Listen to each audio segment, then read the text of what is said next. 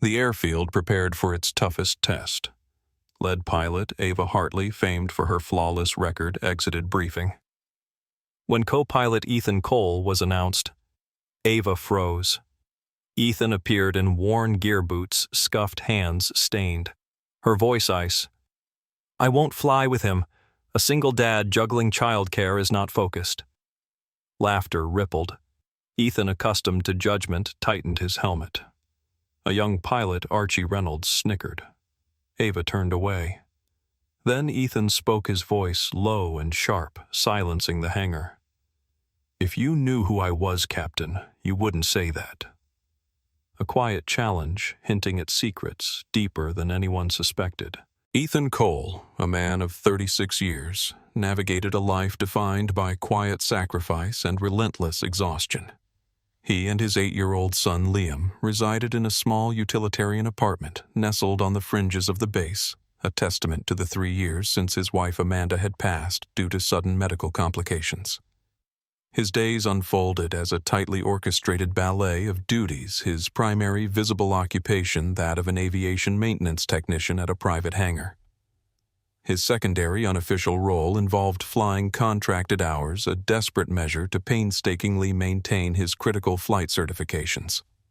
Ethan's world revolved with unwavering precision around Liam's schedule, morning school drop-offs followed by hours of demanding maintenance work where he labored beneath the colossal wings of massive jets. Late nights were dedicated to flight simulator practice sessions, and often he would opt to sleep on a worn cot in the hangar office, a choice born of necessity to conserve precious commuting time and meager funds. The irony of his situation was palpable. The very man entrusted with repairing multi-million-dollar jets found himself sleeping in the back of the very shop he was expected to clean. Yet despite the punishing schedule and the deep, persistent fatigue etched around his eyes, Ethan remained fiercely, almost defiantly devoted to his son's stability, a bedrock he refused to let crumble. Liam's lunchbox was always packed with meticulous care, each sandwich and fruit piece featuring small carved animal shapes, a detail only a loving present parent would bother with. His school uniforms, though simple, were unfailingly clean and pressed. Ethan never allowed Liam to witness his anxiety, offering only unconditional love in return. Liam, in turn, adored his father, often carrying a worn paper flag in his backpack, proudly scrolled with the heartfelt declaration, "Dad is the world's best pilot." This simple, earnest statement served as Ethan's true compass, guiding him through the relentless challenges. What the Northridge crew remained oblivious to, and what Ethan deliberately kept concealed, was his past. Before Amanda's death, Ethan had been a senior private aircraft test pilot recognized as one of the industry's elite, responsible for signing off on multi-million-dollar jets before their market release. He was brilliant, uncompromisingly skilled, and commanded a 6-figure salary, a testament to his expertise. However, he had deliberately stepped away from that high-stakes, high-travel career immediately after his wife's passing, prioritizing proximity and stability for Liam over prestige and professional glory. He needed the constancy of a ground job, a tether to ensure he was physically present for Liam, choosing never to flaunt his history or his formidable qualifications. Consequently, everyone from the lowliest cadet to the senior commanders simply assumed he was a technician, striving to reclaim a flying career from scratch, a man struggling to claw his way back from professional obscurity. In stark contrast to Ethan's unassuming presence stood Ava Hartley. She embodied the absolute picture of the perfect modern pilot, forged by a military-trained background, holding the top performance rating for 3 consecutive years. Her dedication to absolute discipline was legendary, matched only by her almost total absence of visible personal emotion. Ava regarded the cockpit as a sacred, sterile sanctuary, a space utterly intolerant of any distraction. This rigid worldview, it was understood, was not an arbitrary construct, but was deeply rooted in trauma. Years ago, Ava had been a witness to a catastrophic incident where a co-pilot, momentarily distracted by a sudden severe family crisis, lost focus for a mere 3 seconds during a complex emergency landing. The devastating result was a crash that claimed the life of her most trusted friend, the lead pilot. The memory of that fleeting moment of personal preoccupation which led directly to professional catastrophe was burned indelibly into her mind. She had testified under oath that personal issues had no place in the air, convinced that emotional distraction was a lethal flaw. Therefore, when she first encountered Ethan, his worn clothes, his obvious exhaustion, and the inescapable knowledge that he was a single father burdened with paramount family responsibilities, her past trauma immediately resurfaced. She summarily dismissed him as an unacceptable risk factor, an intolerable variable in the precise equation of flight safety. Her refusal was not an act of personal cruelty, but a perceived professional necessity, a psychological shield against reliving her deepest trauma. The flight team's response to her dismissal of Ethan was immediate and laced with cruelty. Whispers followed Ethan like exhaust smoke. Ava's right. Who can fly safely with someone like him? Ethan heard the snide comments, the open judgments about his perceived poverty and instability. Yet he maintained his silence. He had deliberately chosen this path. He simply retreated to a quiet corner of the maintenance hangar. Sitting alone, he stared intently at the crayon drawing Liam had given him, silently repeating his mantra, "Keep going." For Liam, their words are just noise. One late afternoon, Ava found herself inadvertently softened.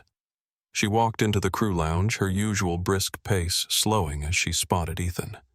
He wasn't with charts or technical manuals, but with Liam. The boy was giggling uncontrollably, a sound that rarely echoed in the sterile halls of the base. Ethan, despite his massive grease-stained hands, was surprisingly dexterous, teaching Liam how to fold a perfect paper airplane. This wasn't a simple dart. It was an intricate, aerodynamically complex glider. The pure joy radiating from Liam's face was unmistakable, and the look of deep protective affection Ethan returned was a depth of love Ava had never personally known. It was an image of simple, unshakable family warmth, an incongruous yet powerful scene in the stark military environment. Ava suddenly felt an unexpected, awkward tightness in her chest, a stark reminder of the isolated life she led, a life devoid of such spontaneous affection. She quickly backed away, the scene haunting her, a silent challenge to her rigid worldview. The close of that first act brought a concrete sign of Ethan's hidden life. Ava, observing Liam as he left the hangar later that evening, noticed a tiny old ID card tucked into the visor of the boy's miniature flight helmet. It bore an official-looking corporate logo and the name Cole Air Holdings. The logo was stylized, depicting a phoenix rising over a globe, a powerful global symbol of rebirth and ascent. Ava didn't recognize the company name, but the formality and the high quality of the card seemed oddly out of place for a mere technician's son. She felt a flicker of doubt, a nascent question about the man she had so quickly judged, a hint that her initial assessment might be profoundly mistaken. The following morning, the flight crew gathered for the pre-flight briefing, and the tension surrounding Ethan was palpable, a thick, unspoken cloud in the room. Ava, unyielding in her professional assessment, formally proposed replacing her co-pilot. She felt a moral obligation to protect the squadron from what she perceived as a genuine emotional threat, a potential liability in the unforgiving skies. William Hayes, a senior officer, leaned forward, his voice measured. "What is the reason Captain Hartley? Has Cole done anything wrong?" Ava met his gaze with a cold, clear stare. "He does not meet my standard of operational focus. In a high-stress environment, I require absolute, uncompromised attention." Every eye in the room pivoted to Ethan, pinning him like an obstacle. Archie Reynolds, a particularly arrogant young pilot fresh out of flight school, let out a loud, contemptuous laugh. "He can't afford a decent pair of boots. How can he fly alongside Captain Hartley? He should stick to fixing the jets, not flying them. We need pilots, not charity cases." Others chimed in, their voices laced with cruelty. "A single dad should focus on his kid, not trying to prove himself here. Go take your troubles elsewhere, Cole." The insults were brutal, direct, and specifically targeted his family status and perceived poverty. Ethan remained silent, his face betraying no emotion. He had perfected the art of absorbing the insults, a necessary defense mechanism. His only priority was to ensure Liam remained ignorant of the contempt his father endured. He often found himself praying that his son was too young to understand the meaning of scraps or charity case. The cruelty escalated later that day, hitting closer to home than ever before. Liam, bubbling with excitement to see his dad, ran onto the hangar floor during Ethan's brief lunch break, holding up a small, empty plastic container. Bernice Finch, a female pilot whose personal life was notably messy and often gossiped about, approached Liam with a saccharine smile. "A pity, you little guy. Your daddy was rejected by the best pilot today because he's too busy being a dad, not a flyer." She aimed the comment directly at Ethan, using Liam as an unwitting pawn. The words were designed to wound, twisting the knife in Ethan's already raw heart. Liam's smile vanished instantly. He lowered his head, his small shoulders slumping in visible dejection, the innocent joy draining from his face. Ava, observing the scene from a distance, felt a sharp, unexpected pang of guilt. For the first time, she saw the tangible, immediate damage her professional dismissiveness was inflicting on an innocent child, a child who only saw his father as a hero, oblivious to the scorn. She realized, with a sudden sickening jolt, that her prejudice had made her an unwilling accomplice in this escalating cruelty, her rigid stance inadvertently contributing to Liam's pain. Unable to shake the image of Liam's crushed expression, Ava retreated to her office, desperately trying to logically justify her stance to find any validation for her deeply held fears. She pulled up Ethan's sparse official file, a thin document listing only his maintenance certification and reserve flight hours. "Why is this all there is?" she wondered aloud, tapping her finger on the blank space under previous high-level certifications. She desperately sought a technical flaw, a weak point, anything to validate her conviction that he was a risk. But his maintenance log was flawless. His repair work was meticulous, often exceeding industry standards. The profound lack of information, the glaring blank space, was the only anomaly she could find. That evening, driven by this professional anomaly, Ava happened to walk past the flight simulator lab. She stopped dead in her tracks. Through the viewing window, she saw Ethan. He was immersed in a complex high-altitude emergency scenario, a full-engine flameout during a high-speed descent. She recognized the scenario immediately. It was a classified Level 5 test pilot sequence, typically requiring special command authorization and a biometric key for access. How did he even access that? She thought, her internal alarm bells ringing loudly. Ethan moved the controls with astonishing precision, executing maneuvers that were smoother and faster than any pilot in her elite team. He was speaking quietly into the microphone, his tone clinical, calculating G-forces and fuel burn rates with the casual ease of talking about the weather. Ava remained glued to the window, utterly transfixed. "Why is his technical skill so utterly perfect?" she mused. "That is the technique of a career test pilot, not a struggling reservist."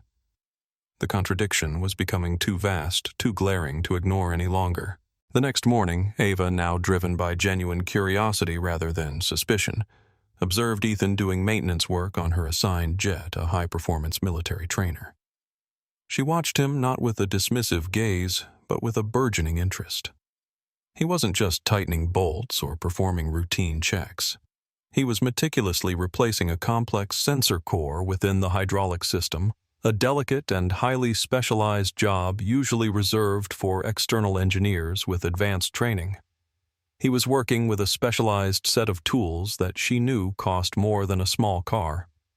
She approached him, her tone less adversarial than usual, more investigative, a shift he likely noticed. "Who taught you to do that? That specialized work. I've seen contract engineers struggle with that." Ethan straightened, wiping a streak of oil from his cheek with a worn glove. His eyes, now level with hers, showed neither deference nor resentment, only a quiet, almost unsettling confidence. "I taught myself captain, and I've built things far more complex than you can imagine. I understand this machine down to its molecules." His cryptic reply only deepened Ava's confusion and burgeoning suspicion, fueling her relentless pursuit of the truth. Ava began to actively seek out small pieces of information about Ethan, driven now by a professional need to understand the anomaly, rather than to validate her prejudice. She meticulously checked the manifest cross-referencing names and qualifications. She scrutinized the co-pilot assignment log, searching for any inconsistency. Everything she found confirmed he was simply an entry-level reservist pilot. The contradiction, the jarring discrepancy between the man she observed and the records she consulted, was a riddle she felt compelled to solve. The true breakthrough came late one evening. Ava was systematically checking the supply closet adjacent to the mechanic's area, a routine task. Her gaze fell upon a small, unmarked steel box, Ethan's personal gear locker. Something an undeniable intuition prompted her to look inside. Tucked neatly beneath his worn helmet, she found a sheath of official documents marked with confidential corporate headers.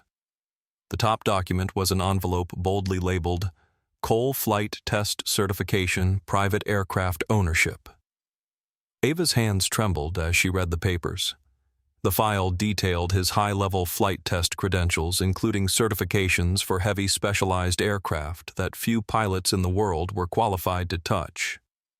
More astonishingly, the file confirmed Ethan Cole as the legal proprietor of a private heavy-class jet aircraft, a rare and phenomenally expensive asset. The single dad she had so casually dismissed as a struggling technician was in fact a man of significant hidden wealth and unparalleled skill. Her judgment, she realized with a terrible, slow-burning shame, had been entirely profoundly misplaced. The day of the live flight test arrived, stark and unforgiving, a culmination of escalating tensions and unspoken truths. Despite the internal shift in Ava's certainty, the assignment stood unchanged. Every pilot was mandated to fly with their original co-pilot pairing, which meant Ava and Ethan were unequivocally locked into the cockpit together. Ava boarded the aircraft, her movements stiff, her gaze deliberately avoiding Ethan's eyes entirely. She still hadn't fully processed the file she'd seen the overwhelming truth of his hidden identity. The atmosphere inside the cockpit was thick with unspoken tension, a palpable current of unresolved judgment and dawning realization. Ava's hands gripped the controls too tightly, her lingering lack of trust in her co-pilot manifesting as a physical rigidity in her posture. They received clearance for takeoff. The engines roared a deep, thrumming vibration that resonated beneath their seats. As they hurtled down the runway, rapidly gaining speed past V1 decision speed, the situation became instantly critical. A loud, jarring triple-tone alarm suddenly blared, a terrifying sound specific to primary flight control failure. The instrument panel lit up like a frantic Christmas tree ablaze with warnings: left wing sensor malfunction, hydraulic pressure drop, danger. The aircraft began to yaw violently, pulling sharply and uncontrollably to the left, threatening to leave the runway pavement at high velocity, a catastrophic ground loop imminent. Panic surged through Ava, cold and sharp.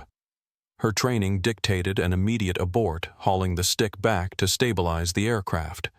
Yet she knew instinctively that such a maneuver, while standard, would be too slow for the current high-speed turbulence and could rip apart the already compromised wing structure. It was a perilous dilemma. Ethan's hand appeared instantly covering hers, stopping her movement. His touch was light yet absolute in its authority. "Don't. You'll force the aircraft into the crosswind stream and risk structural failure. Maintain neutral stick." He didn't shout. He spoke with the calm certainty of someone who had practiced this exact failure simulation thousands of times, his voice devoid of any panic. Ava froze, stunned into momentary compliance by the sheer force of his composure and the absolute terrifying lack of fear in his voice. Ethan didn't wait for her agreement. He acted. He executed a lightning-fast, highly specialized sequence of compensating maneuvers, a series of precise micro-adjustments to the rudder and trims that were textbook senior test pilot procedure for a partial flight control failure. His mind worked at impossible speed, calculating wind velocity, runway remaining, and hydraulic bleed rate simultaneously. He manually switched the sensor input to the backup tertiary system while synchronously counteracting the yaw with minimal rudder input. His movements were fluid, perfect, the actions of a master pilot working a deeply familiar machine, almost an extension of his own body. In barely 12 seconds, the jet stabilized completely. The warning lights blinked off, and the aircraft was once again flying straight and true, roaring powerfully into the sky. Ava watched him, her eyes wide with shock, her heart still hammering wildly in her throat. Her body felt cold and weak, adrenaline draining her strength. Where did you learn that?" she stammered breathlessly. "That was specialized recovery, Mr. Cole. That required knowledge of the system's deep architecture." Ethan merely glanced at her, his expression returning to his usual, detached calm. "That, Captain, is the difference between flying and knowing how the aircraft is designed to fail. I've been in this line of work for a long time, longer than you know." After landing, Senior Commander William Hayes, alerted by the tower, met them on the tarmac, along with a team of technicians already swarming the jet, their faces a mixture of confusion and relief. What the hell happened up there? Who handled the malfunction, Hartley or Cole? Ava would not lie. Her pride was broken, shattered by the raw display of Ethan's skill, but her professional integrity demanded the truth. "He did, Commander. Cole identified and handled the failure, saving the aircraft and preventing a ground loop." A stunned silence fell over the assembled flight crew and officials. Disbelief was etched on every face. Yet the proof was undeniable: the jet was intact, the crew safe. Ethan offered no explanation. He simply stepped away from the crowd and walked toward the far side of the airfield, a secluded, rarely used zone behind the reserve hangars. Ava, her heart hammering with frantic curiosity and a new, terrible suspicion, followed him silently, her intuition screaming that the true answer was about to be revealed. Ethan stopped at a massive hangar easily 4 times the size of the maintenance shed where he worked. The hangar was shielded by high-tech security fences and marked only by a small, unassuming plaque. He paused, keyed in a complex biometric code, and the colossal sliding door began to groan open. The gap widened slowly, revealing the contents inside a gleaming 3-engine private business jet, a Cole Falcon 900LX. It was polished chrome featuring custom aerodynamic winglets in a subtle dark green and gold trim. This was an ultra-long-range class aircraft, astronomically expensive, owned only by the world's wealthiest individuals or large corporations. The interior, visible through the cabin window, hinted at custom leather and advanced avionics. Ava gasped, unable to utter a sound. She was looking at $80 million worth of private aviation parked casually behind the base. Ethan turned, meeting her gaze calmly. There was no hint of triumph or anger in his eyes, only quiet sincerity. "I am not just the co-pilot you refused to fly with, Captain," he stated, his voice ringing with quiet authority. "I am the owner of the plane you're looking at right now, and I am the pilot who signed off on its final test flight certification." He then explained his past, the scattered pieces of his life clicking into place. He was indeed a senior test pilot, having worked for his family's aviation investment group. The Cole name, she now realized, was synonymous with global aviation infrastructure. After Amanda's death, he made the deliberate choice to step down from the public-facing, high-profile executive role. He was the literal heir and owner of Cole Air Holdings. He had taken the maintenance job and the reservist flight hours only to remain grounded, physically present for Liam, and to teach his son the value of honest, dirty work. He wanted Liam to grow up appreciating labor, not worshiping wealth. As if on cue, the group of curious pilots who had followed Ava ran up only to freeze when they saw the name "The Jet" and the official registration documents clearly visible near the hangar door. Lieutenant Archie Reynolds, The young pilot who had snickered earlier stammered, his face white with immediate crushing shame. You own this private airfield, the Falcon." Ethan's reply was gentle but devastating. "I was never poor, but I choose not to show it. I prefer being judged on my character, not my collateral." Ava stood perfectly still, the full realization of her error a cold weight in her stomach. She looked at the polished chrome of the jet, then back at Ethan's oil-stained hands and worn boots. The contrast was a painful lesson in prejudice. She spoke the words that hung in the air for everyone to hear. "If I had known this, Mr. Cole, I would have been ashamed of how I treated you, and I owe you my life for the save just now." Ethan softened slightly, but did not let her off the hook completely. "I don't need your apology for my bank account, Captain Hartley. I only need it because my son had to hear you and your team speak poorly of his father. That is the only thing that matters." His words that he cared only for his son's dignity struck Ava to her core, reaching the deepest, most vulnerable point of her professional pride and personal shame. She saw that his commitment to Liam wasn't a distraction. It was the very foundation of his immense focus, providing him with a singular, unshakable grounding. From that day forward, the dynamic between Ava and Ethan underwent a profound, undeniable transformation. Ava initiated the change. The following day, she began by formally apologizing to Ethan in private, a stiff but honest admission of her prejudice, acknowledging the depth of her error and the trauma that had fueled it. She offered to work with him daily on aircraft checks, seeking to understand his unique blend of engineering and flight mastery. Ethan, in return, was unexpectedly patient, warm, and utterly contrary to the image the crew had created for him. He explained complex systems with the clarity of a dedicated teacher, revealing the intricate mechanics of the aircraft. He showed her the value of getting her hands dirty, teaching her to feel the small vibrations of an engine that charts could never truly capture. Liam, sensing the shift in atmosphere and the growing warmth between his father and Ava, instantly warmed to her. The boy would run to her, throwing his arms around her legs in a spontaneous hug. "Miss Ava, my daddy is a super pilot." He made the engine go quiet. He'd proudly exclaim. Ava would laugh, a genuine, unburdened sound she hadn't made in years, gently ruffling the boy's hair. It was the first time she had allowed herself a moment of softness and connection since her traumatic loss. Ava started frequenting the massive Cole Falcon 900LX hangar, not out of curiosity for the wealth, but out of a profound desire to learn. Ethan, recognizing her genuine commitment, began teaching her advanced flying techniques and maintenance skills, the closely guarded secrets of a test pilot.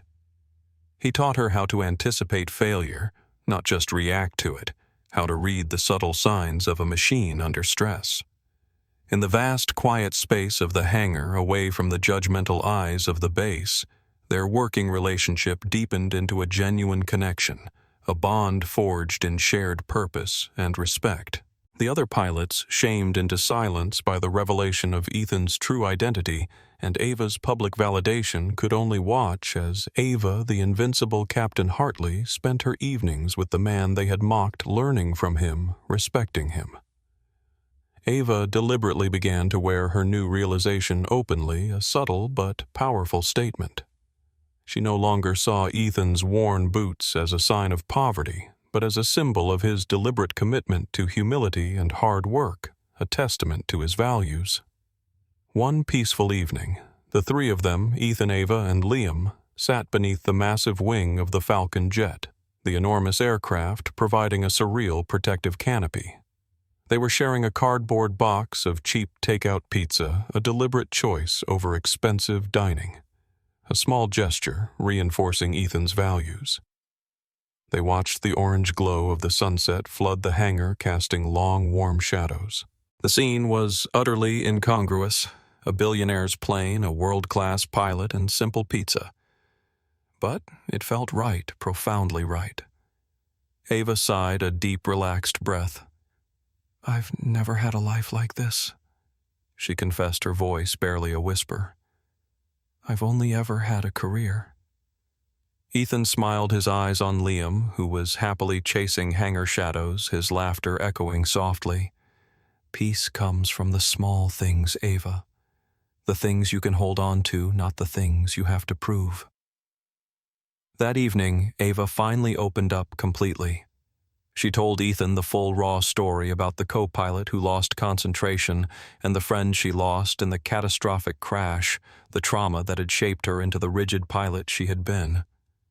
Ethan listened silently without judgment, simply offering the quiet, understanding space she needed to heal a balm for her long-held pain. He didn't offer advice. He offered understanding, recognizing that her rigidity was just fear wearing a mask of discipline. Over many shared afternoons of work and practice, Ava realized Ethan was the only person in her entire career she could trust implicitly in the cockpit. His focus was absolute, his actions driven not by money or ambition, but by the same fierce protective dedication he had for his son. She saw that personal baggage wasn't a liability. In Ethan's case, his profound commitment to Liam was his ultimate strength, providing him with a singular, unshakable grounding that few others possessed. Liam's innocent eye captured their connection perfectly, a testament to his clear perception of genuine human bonds. He presented Ava with a new drawing, 3 stick figures, the man, the woman, and the boy standing beside the Falcon beneath a giant smiling sun. In the drawing, Ava was lovingly holding Ethan's hand, a symbol of their growing closeness.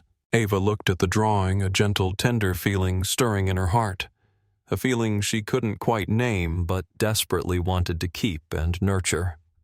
The act closed with Ava making a tentative, vulnerable request, a mirror of Ethan's own hidden commitment to his family.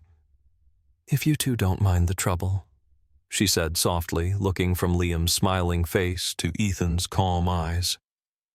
"I'd like to stay around longer. I feel more focused here than I have in years, more truly myself."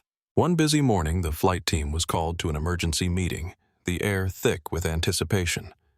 Commander William Hayes announced a crucial structural change. Ava Hartley was being formally appointed as the permanent chief pilot of the facility's new elite rapid response squadron. The prestigious position required her to select one fixed co-pilot. The entire room buzzed with speculation and anticipation.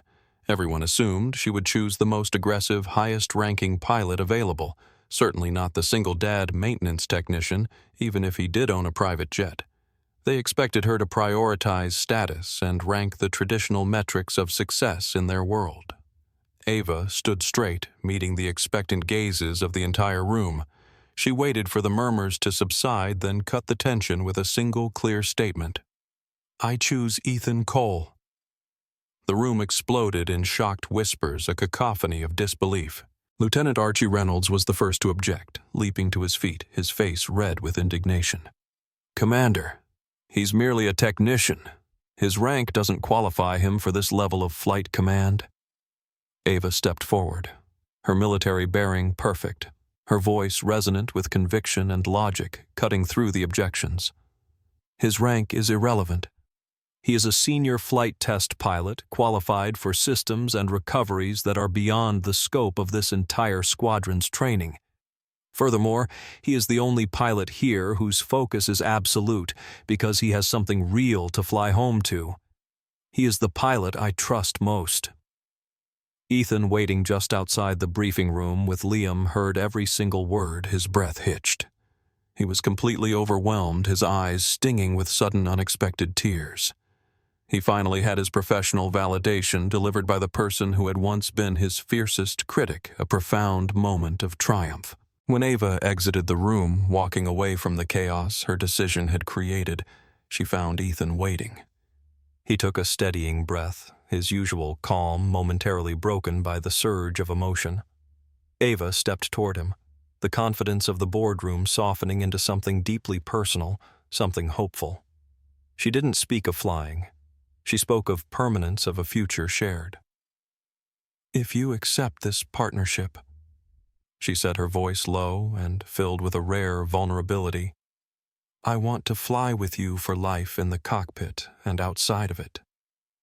Ethan smiled, a slow, genuine curve of his lips, a profound happiness radiating from him. I had a plan, Ava. A simple life, and then you happened.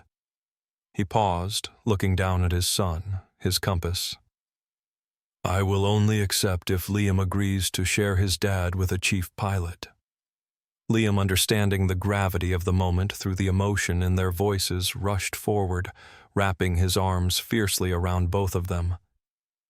I agree. We can be a super-flying family, he shouted joyfully. The two adults laughed, a sound of relief and shared happiness under the late morning sun.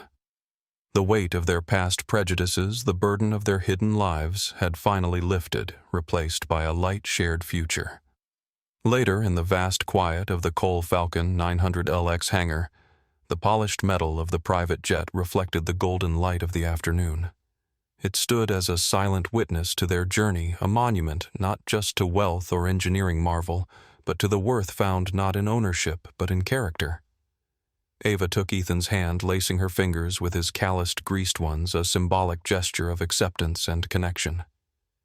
Thank you, Ethan, she whispered. Thank you for teaching me that the best co-pilot is the one who has something worth fighting for. Thank you for not letting me fly alone anymore. Ethan squeezed her hand gently, looking at his new family, Ava and Liam, his quiet life now complete, filled with purpose and companionship. No one, he replied, his voice soft with promise. No one was ever meant to fly alone forever.